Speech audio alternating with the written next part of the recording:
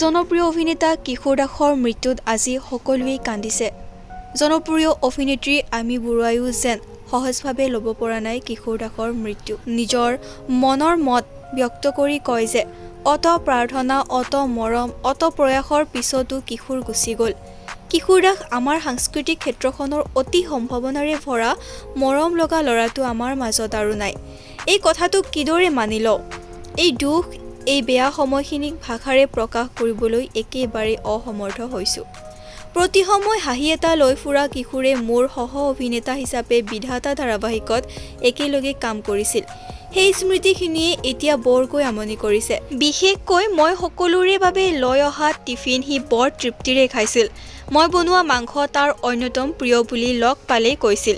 সিদিনা উন্নত চিকিৎসাৰ বাবে মুম্বাইলৈ যোৱাৰ প্ৰাকক্ষণত তাক চিকিৎসালয়ত লগ পাওঁতে সি মোক কৈছিল, ভাল হৈ আহি আপুনি ৰন্ধা মাংস খাম, আৰু কৈছিল চেমখৰৰ দৰে আৰু এটা কাহিনী লিখক, ময়ো এইবাৰ অভিনয় কৰিম। এই কথাবোৰে বুকুখন বৰ বেয়াকৈ দহিছে। অতি কম বয়সতে কিশোৰে আমাক বহু কিবাকিবি দি গ'ল, বিশেষকৈ জীৱনক ভাল পোৱাৰ অনন্য চানিকি দি থৈ গ'ল।